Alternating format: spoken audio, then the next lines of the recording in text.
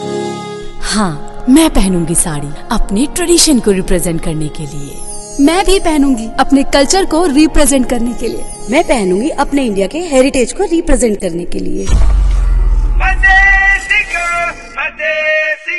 That's right, as we know that after the grand success of London Walkathon, Saree goes global. And now in our USA, wear your saree in your style. On 4th May between 11:30 to 2 p.m. at Times Square, New York City.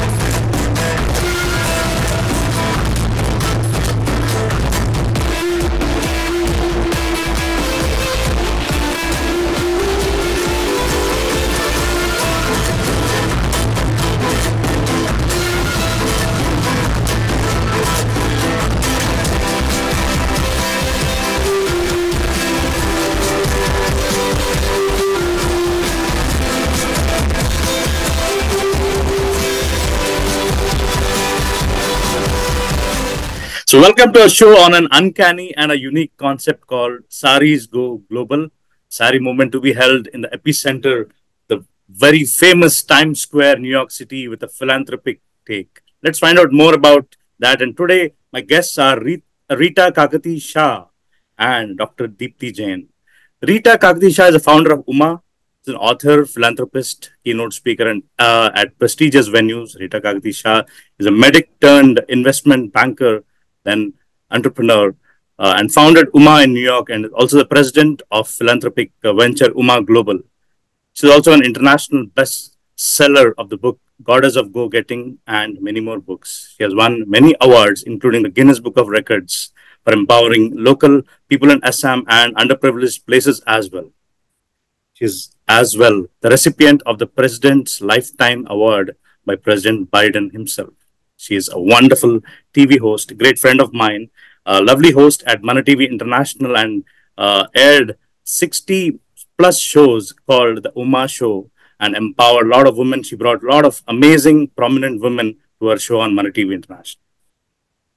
As well, Rita loves to paint and is a professionally trained classical dancer. And she regularly dances at Assamese and Indian cultural functions around the USA. Dr. Rita Kakati Shah is as well chairperson and board advisor to multiple global organizations and delegate of UN Women UK.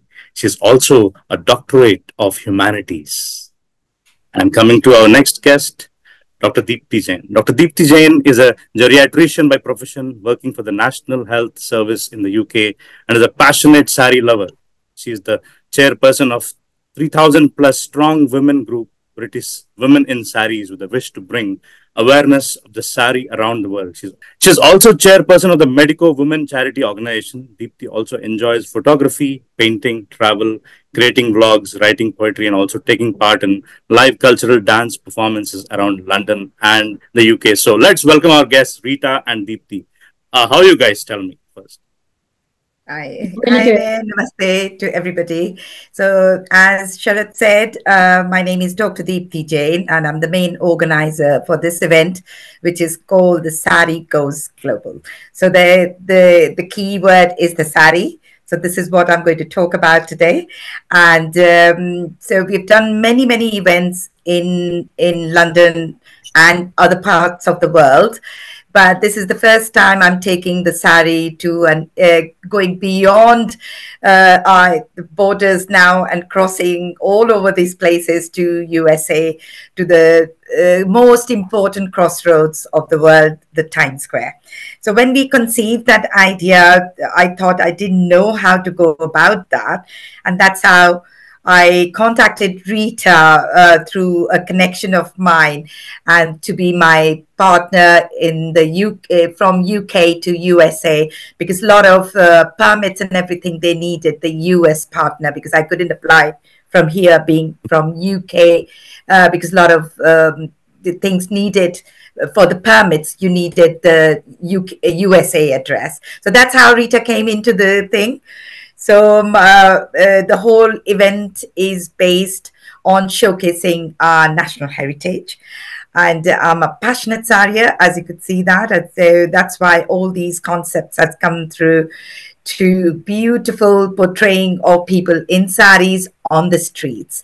So, Rita, do you want to have something to say about how you wanted to take it forward? Sure, absolutely. So again, thank you, Mana TV. Thank you, Shard, for having us here. It's been such a pleasure and honor to be back again on Mana TV to do this. And, you know, as Deepti mentioned, British women and British women in Saree, Deepti are they're the brainchild of this incredible global project. Saree Goes Global is truly a global dream, a brand, a name. It's all over the world now. So when Deepti first came to me with just the concept and the idea, I couldn't help but think, oh my goodness, wow, Times Square, iconic. Let's make this work. So, you know, Deepti mentioned she's been pulling together hordes and so much followers from every part of the UK, part of the States, different parts of the world. You know, we have consulates involved now. We have so much press and media just trying to follow this movement. And, you know, just from an UMA perspective, we are all about empowering women. We're all about spreading culture through education and resources. So this was a natural connection for us to assist with British women in saris and Deepti's dream to bring this vision to life on Saturday in Times Square. And we can't just wait to be a part of this. Definitely.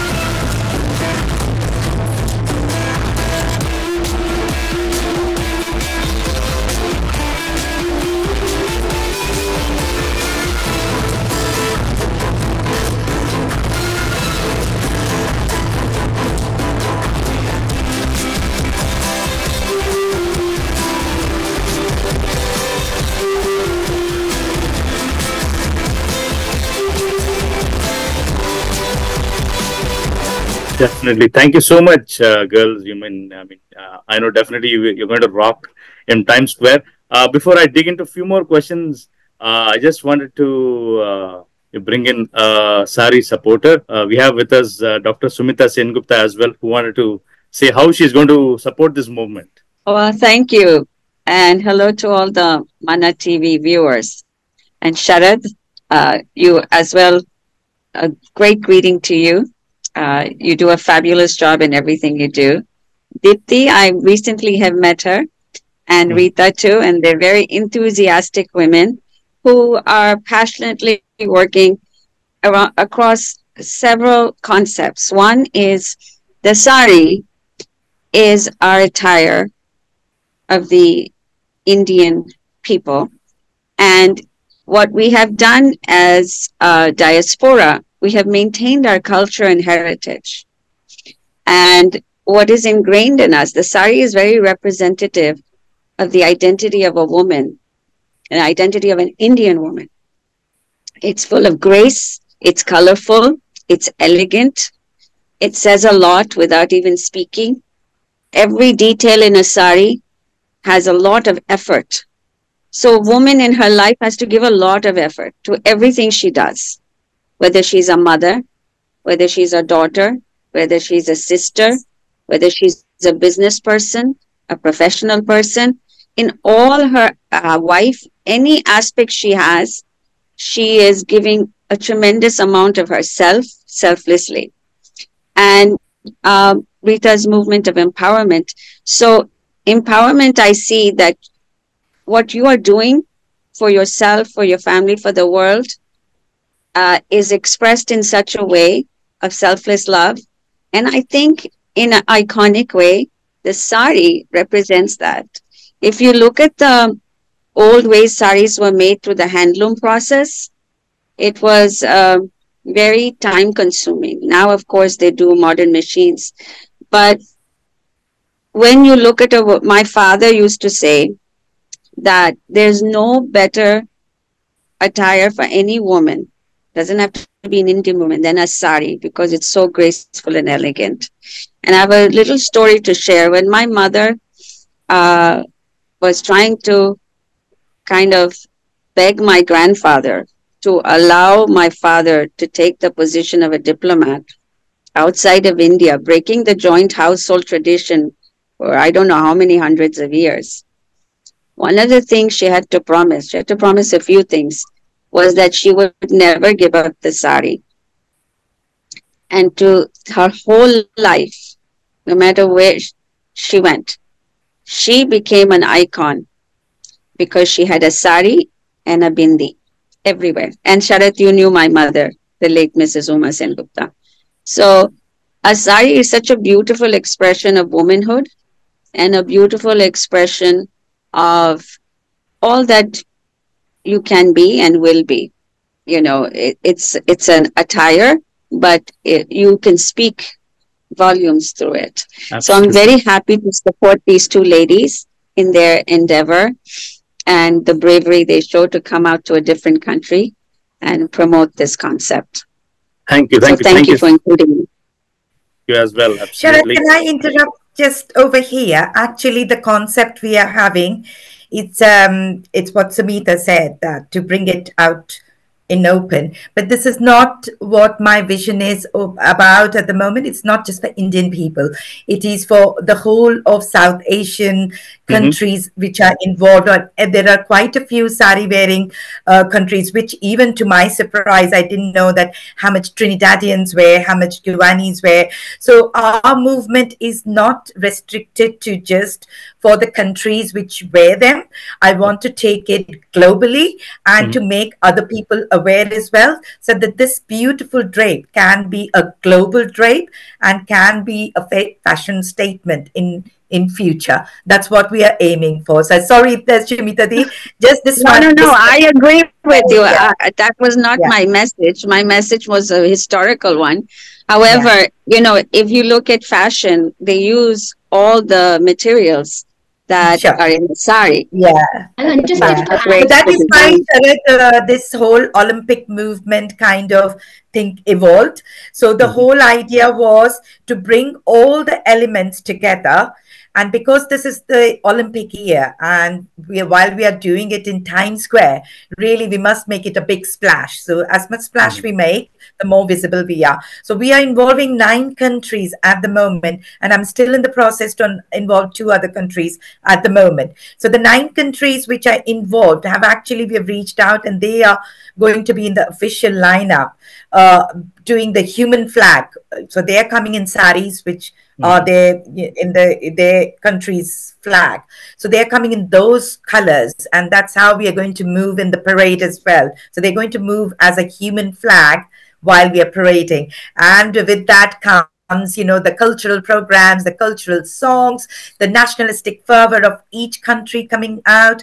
So that is, you know, the official program, which is where the each country are going to represent what they want to represent, which brings out the best in that country. So that's already. So that's really wonderful, Deepti. I mean, great initiative. I mean, which says Saree goes global. How do you think this movement is going to bring a great change in the world? You know, what is the pivotal purpose? So the whole idea was actually because when I started the projects, even in UK, people weren't very comfortable going out in a sari. They wouldn't go out in the subways. They wouldn't be seen outside.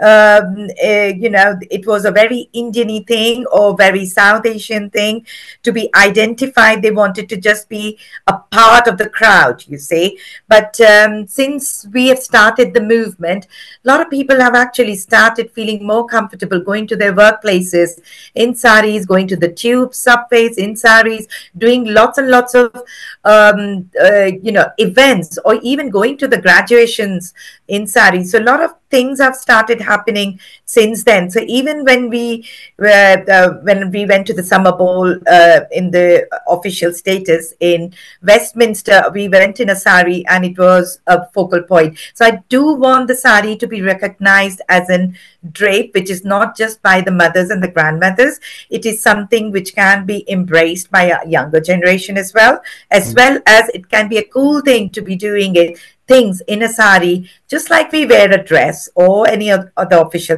So I go to cruises in saris, I go to hikes in saris. So it can bring all the elements which you are comfortable with in other dresses. Why not embrace a sari then? So that was the whole point, to bring the visibility. Yeah. Thank you. Thank you. We'll get back to you. Yes, absolutely. And Rita, tell me, we heard a lot about you. You know, in my intro, I told all about you. But tell me, how are you involved in this movement? Yeah, so we are the New York partner, the US partner for the event. And it is about bringing together a global movement. It's about spreading culture. It's about spreading awareness of something that once started as a minority, wearing it to special occasions, as Deepti mentioned. We're changing that. I was going to say that if you just have a look at the hashtag Saree Goes Global, you will see women like saris in trainers, saris in sneakers, saris in subways. It's everywhere. And this is what the movement is trying to build. So with Uma, we're trying to help build that partnership, bringing it across the pond, bringing it across the transatlantic shores, and creating this movement and making it the global movement it deserves. You know, if you just look at press in the past and what Deepti has created, British women in saris, you'll see there are women in fascinators going to the races in a once upon a time very strict dress code, right? Wearing saris with pride, you know, and then Trafalgar Square, another huge thing. In Venice with masquerades, beautifully draped saris with masquerades, hot air balloons in the Netherlands. These are fantastic examples of global movements. Now Times Square, we're just literally, the US are getting on the bandwagon of this. And it's going to be huge. As Deepti mentioned, we have already in excess of 500 participants. We expect more. We've already got 9 countries participating in this, sari-wearing countries. We have multiple consulates and further from global partners in this as well. So this is something, just the beginning of something huge. Wonderful, wonderful. So and I want to tell you, Sharad, can I just intervene here? You know, this time when we started, the group was just ladies, right? And then somebody reached out to me saying, then why is it just ladies? And I couldn't get the question. I said, what do you mean? He said, no, men can wear saris as well. I said, really? Oh, really? So he actually joined the women's group, and we are actually preparing a men's brigade now, where we are portraying. So my husband actually wears dhotis. When even to Venice, when I took him, he wore a dhoti, because with the smart blazer and with all the, the mask and everything to portray. So I'm really happy that US is starting the bandwagon of men in saris as well. So US, do watch out. You're going to see men's team as well.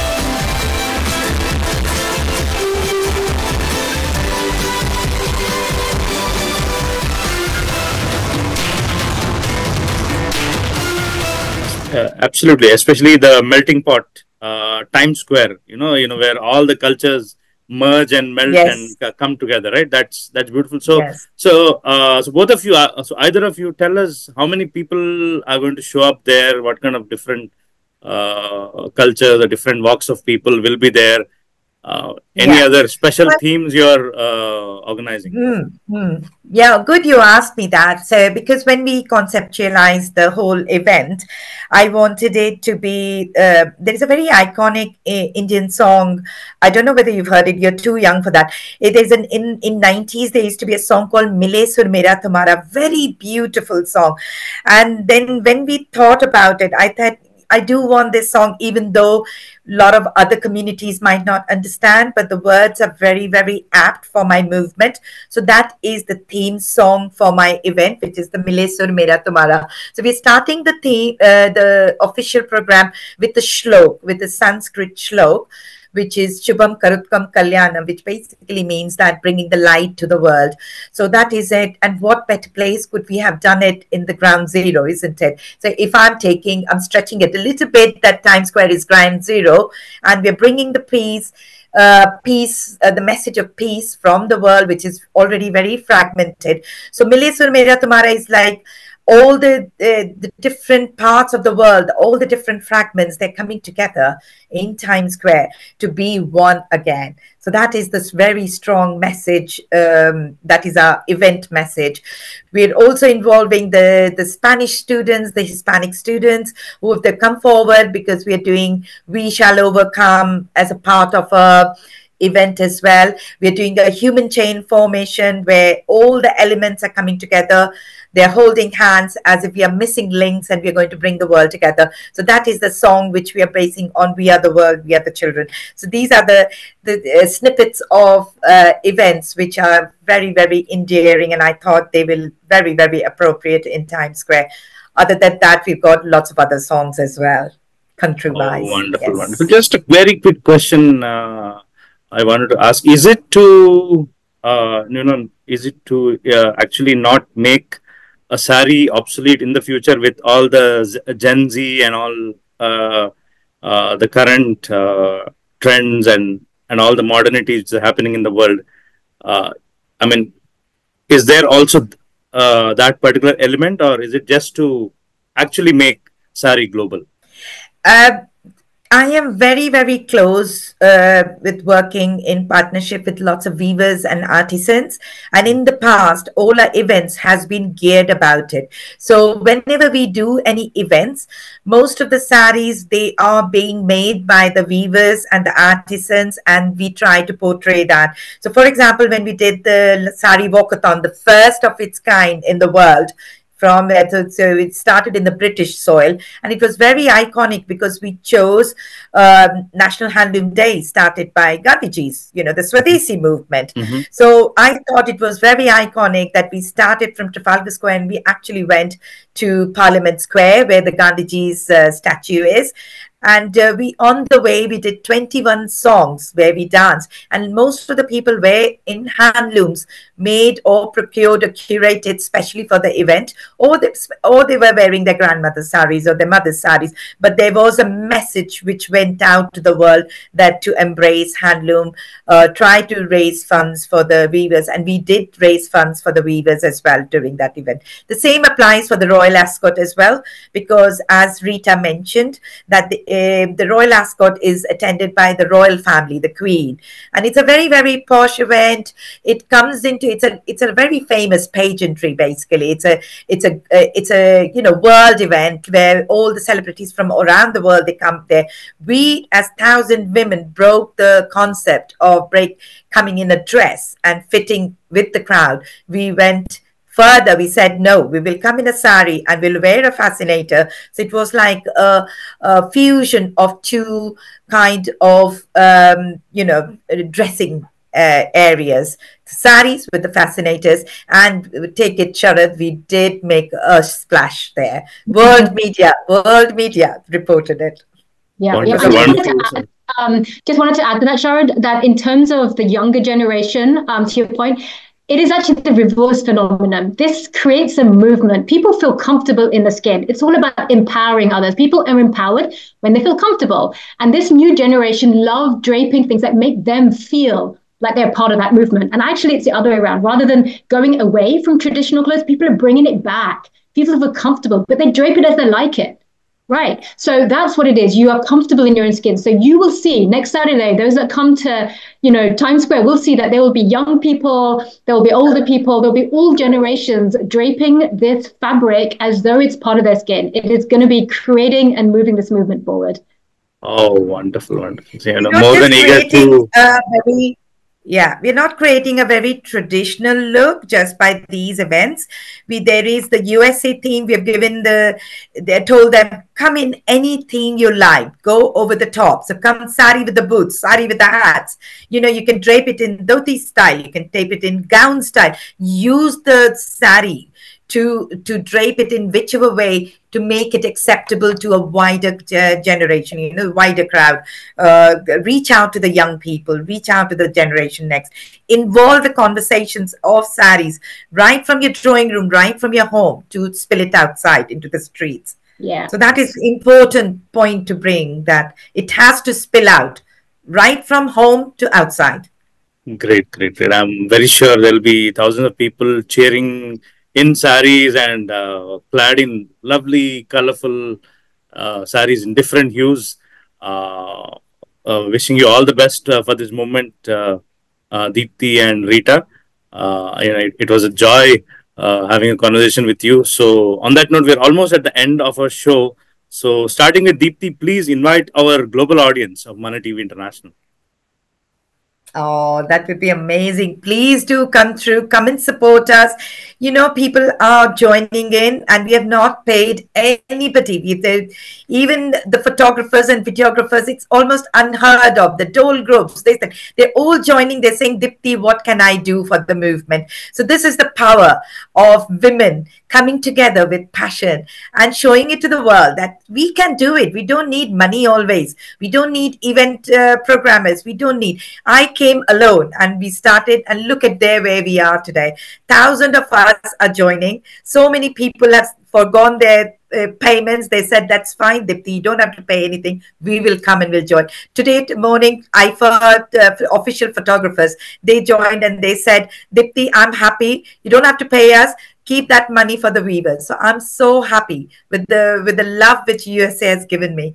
And I'm really, really proud I'm hoping that one day I'll be able to return this in the soil of British and in India. Thank you. Thank you, Deepti. And your words, Rita. So I would just say, short and sweet, this is a global movement. Join us. Address this, our national heritage, wear that sari with pride, spread it to your friends, come to Times Square. It'll be covered on media channels as well. Watch us partake, sing along to the songs, practice the shlok movements with us. It will be absolutely phenomenal. The only place you guys need to be at 12 p.m. noon Eastern time on Saturday, 4th of May is at Times Square. Please come one and all, join us. Thank you so much. People are going to the whole of Times Square is going to dance on beats of Jeho. So the whole of Times Square, that is the plan. Yes. Wonderful, wonderful. It's a lot of great plans and a lot of excitement in the air. Thank you, lovely ladies, for your time. So friends, the details are scrolling on the screen about this iconic movement. Saree goes global in the iconic Times Square, New York City. So see you there, friends. Thank you so much.